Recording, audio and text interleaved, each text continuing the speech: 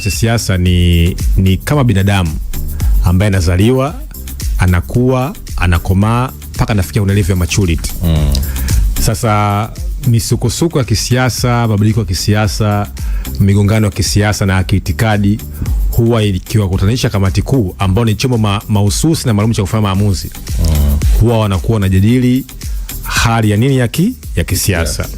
Sasa unafahamu kwa mfano Chama cha Mapinduzi manake wao wanajadili kuhusu utekelezaji wa Irani ya Chama cha Mapinduzi. Ukiacha kwamba umekuwa kuna huo uchaguzi mdogo ambao utafanyika na vikao mbalimbali vya chama, lakini kuna hiyo dhana ya kutafsiri ahadi za wananchi ambao zitafsiriwa kwenye kampeni baada ya kuomba kura au kuungwa mkono kwa utekelezaji wa shughuli za kila siku.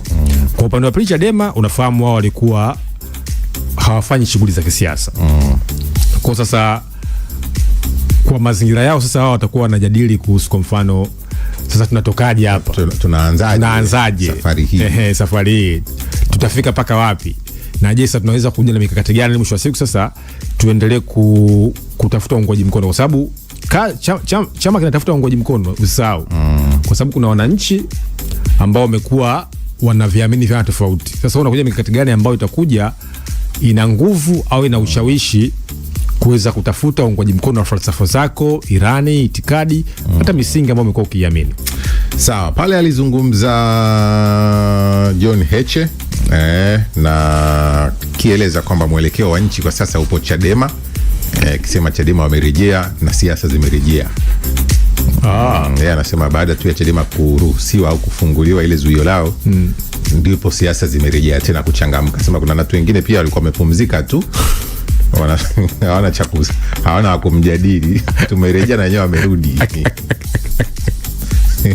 Kuna mtu mmoja akaniambia watu waoni wale walikuja jana Chauma, watu waoni wakiwa wenyewe.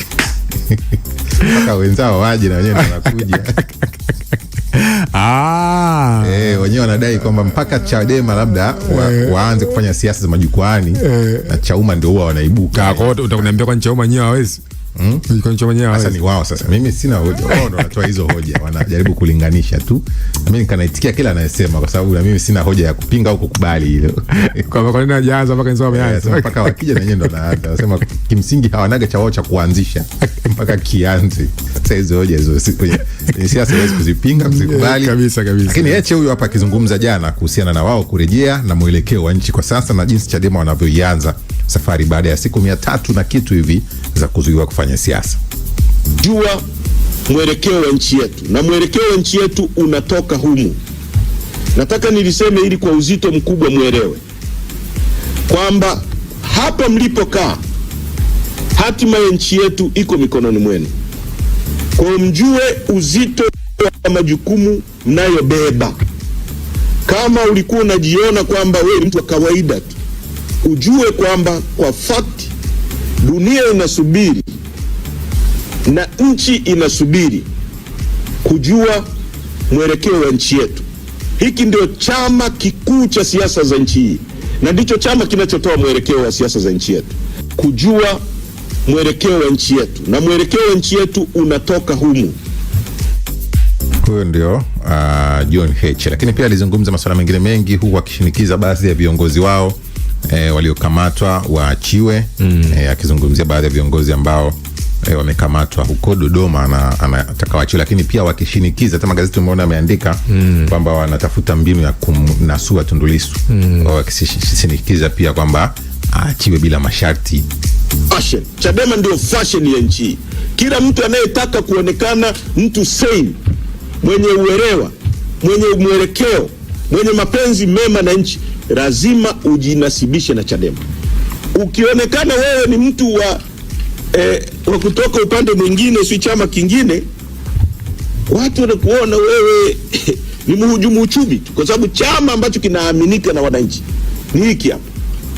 Ndio chama cha siasa kinachoweza kufunction hata ambapo hatukuwepo. Wakati hatupo tumefungiwa. Vile vyama vyao mmevisikia. Chadema imerudi, kila mtu ana furaha.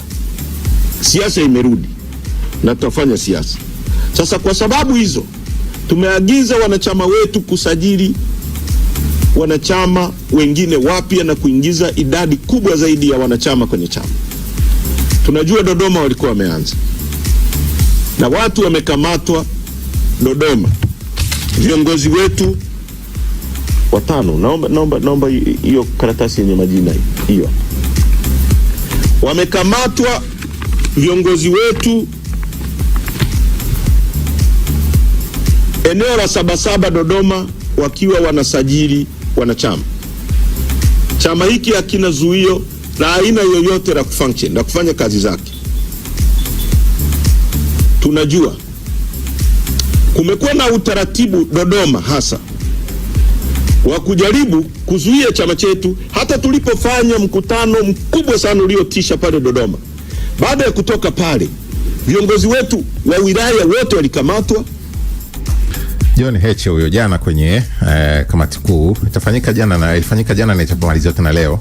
Wataendelea kujadili baadaye, nadhani watatoa taarifa ya kile ambacho wameazimia kama chama kwenye siasa zao. Kamati kuu ya Chama cha Mapinduzi jana ilikuwa imekutana pia, ilikuwa na ajenda nyingi tu, zikiwemo pia za masuala ya ndani ya uchaguzi na masuala mengine yote tutakuja kuyapata wakitoa taarifa ya kile ambacho wamekijadili kwenye kamati kuu zao kisobana. Si ndio Mchungwe? Kabisa. Kule bungeni Dodoma, bajeti zinaendelea kusomwa na jana ilikuwa zamu ya Wizara ya Kilimo ambapo yalizungumzwa mengi, wabunge wakijaribu kupendekeza namna gani mhimili huo mwingine wa uchumi unaweza ukaboreshwa, ambapo Waziri wa Kilimo Daniel Chongolo ameomba bunge kuidhinisha shilingi trilioni 1.105 kwa ajili ya bajeti ya Wizara ya Kilimo kwa mwaka wa fedha 2026-2027, fedha zitakazotumika kutekeleza vipaumbele 6 vya sekta hiyo. Kilimo ni uti wa mgongo Mchungu. Katika eneo hilo wabunge mbalimbali wametoa ushauri wao. Baadhi ya ushauri niliouona jana ni ushauri wa mbunge wa Bunda mjini Esther Bulaya, ambapo ameishauri serikali kuhakikisha miradi 26 ya kilimo iliyopendekezwa inatekelezwa kwa mtazamo wa kimkakati ili kuleta mageuzi ya kweli katika sekta ya kilimo nchini. Hii hapa. Rita Ernest Kabati. Mheshimiwa Mwenyekiti, na kushukuru. Kabla sijaanza nikumbushie jimboni kidogo, kuna skimu ya umwagiliaji, Mheshimiwa Waziri unaijua, ya Balili ilipata madhara ya mvua, sasa hivi imeharibika, kunahitaji pesa ya dharura pale. Lakini Mheshimiwa Mwenyekiti, jambo la pili na mimi nisisitize, mchangiaji aliyopita amezungumzia miradi ya umwagiliaji ya kimkakati. Mheshimiwa Mwenyekiti, kama kweli tunataka tupige hatua kwenye kilimo, ile miradi 26 ambayo imezungumzwa kwenye taarifa ya kamati lazima tuifanye ya kimkakati, kama ambavyo tumefanya bwawa la Mwalimu Nyerere, kama ambavyo tumefanya SGR na maeneo mengine ya kimkakati. Ndio tutatoka hapa. Tukifanya hivyo tutakuwa na uhakika wa kutenga pesa za kutosha katika miradi ya umwagiliaji. Lazima iwe miradi ya kimkakati ili tuondokane na kilimo cha kutegemea mvua. Esther Bulaya, mbunge wa Bunda mjini. Chungu, tumefanikiwa kuwafanya vijana kupenda kilimo mpaka sasa. Yani kijana akisikia na kilimo anasema wao, ngoja niende, yani bila maswali yoyote. Kimwambia kuna mashamba yapo wapi, kijiji gani, Bunda huko kijijini huko, ana enjoy kupanda usafiri akaenda zake kutulia, hata miezi 3 anafanya kilimo. Unajua mteni kwamba kwa mfano tunapozungumzia kwa mfano viwanda. Viwanda manake ni kilimo. Tunapozungumza kwa mfano biashara. Biashara manake ni kilimo. Sasa kuna kauli yako mwanzo umesema kwamba kilimo ndio uti wa mgongo. Na takriban 63-67 wananchi wengi wanajihusisha au wamejifungamanisha na kilimo. Na unafahamu vile vile kwamba Tanzania sisi katika dira yetu tunataka kuweza kuilisha Afrika. Yani kwamba sisi ndio iwe center ya chakula katika bara Afrika. Na kwa sababu sisi tuna fursa hiyo kubwa ya eneo zuri la kijiografia, tuna nchi kubwa, nchi nzuri ambayo unaweza kufanya kilimo. Kwa hiyo nafikiri serikali imejitahidi sana katika kuja mikakati mbalimbali kwa ajili ya vijana. Kwa mfano mpango wa kujenga kesho iliyo bora, ambayo vijana wengi wamejihusisha au wamepewa mafunzo na kuweza kuhamasishwa kuingia kwenye kilimo. Lakini zaidi sana sasa tumeshuhudia kwa mfano maafisa ugani kutoa pembejeo, kupunguza bei ya mbolea na mbegu, yote imekuwa ni mikakati. Sasa sekta ya kilimo ni sekta ambayo inaitwa ni sekta ya kimageuzi. Yaani unapowekeza kwenye kilimo maana ni kwamba unawekeza kwenye viwanda, unawekeza kwenye biashara. Kwa mfano tujiulize hapa, sisi tunafanya diplomasia ya uchumi. Kwa mfano tukiamua kulima kwa mfano maparachichi tu, afu tukaitafuta soko la China. Hapa nazungumzia China tu. Au kwa mfano hii nchi ya India imekuwa ikipenda sana kwa mfano hizo mbaazi. Au maharage. Soko la India na la China. Watu bilioni 1.4, bilioni 1.3. Maana ni kwamba kwa hizo nchi mbili tukifanya diplomasia ya uchumi, alafu ukawekeza kwenye kilimo, umetengeneza viwanda vingapi? Umepata soko gani kubwa kwa vijana?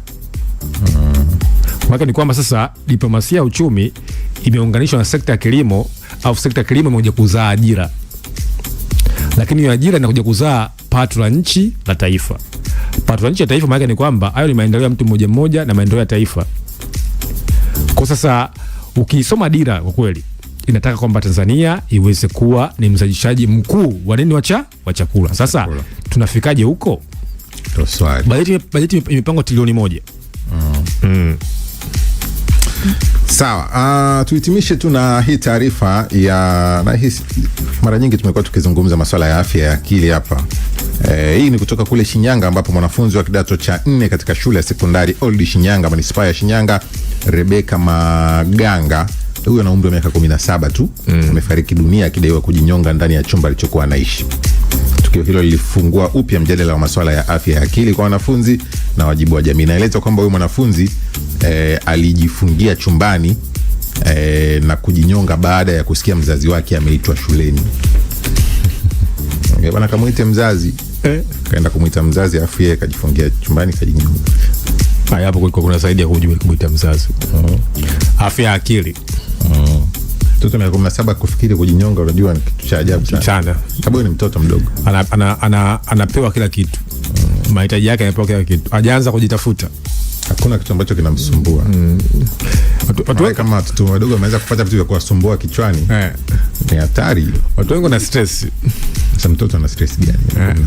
Sasa hii yani iwe kama case study. Lakini tunakubaliana kwamba watu wengi wana stress. Ni kweli. Ndio. Kwa watoto basi inawezekana huyu alipitia eneo ambalo hana wa kumwambia.